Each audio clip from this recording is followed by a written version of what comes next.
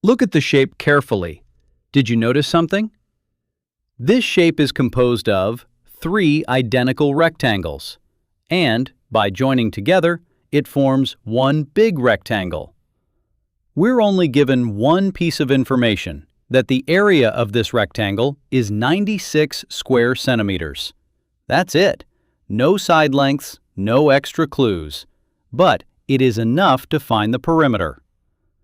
If you want to try solving it on your own, go ahead and pause the video right now, and then come back to check your answer. All right, before we dive in, do you know what a perimeter actually is? A perimeter is just the sum of all the side lengths of a shape. Okay, now let's look at our rectangle and label the sides. We'll call the longer side of the small rectangle as L. Since all 3 small rectangles are identical, this length here is also L, and this one too. Now, we'll call the shorter side as S. To find the perimeter, we just add up all the outer edges, starting from here and working our way around.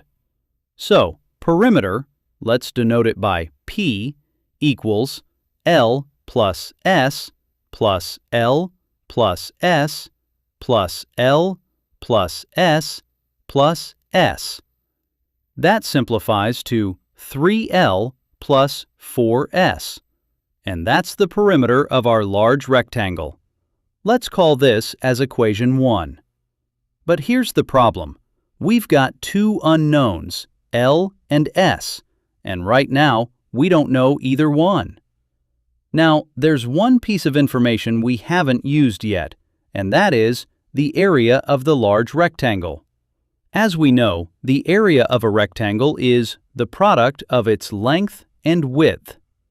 Now, if we look at our big rectangle, its length is L, and its width is made up of 2 parts, L plus S. So, its area becomes L times L plus S equals 96. Let's call this as equation 2. Now, take another look at the figure. This side is equal to L, and this matching side is equal to 2 S's. Since both sides are equal, and that tells us L equals 2S, we'll call this as equation 3. Now, let's substitute equation 3 into equation 2.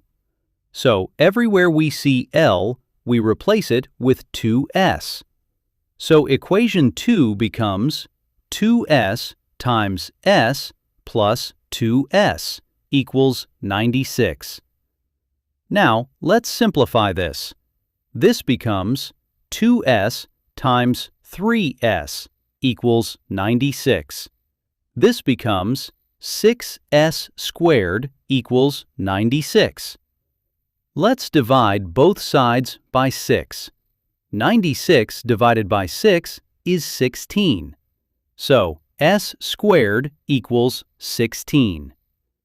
Now, we take square root of both sides, and this gives us 2 possible values, either S equals 4 or S equals -4.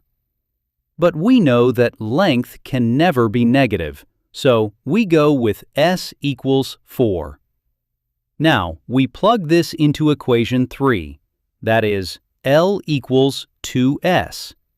This becomes L equals 2 times 4, which equals 8. Now, we know both L and S.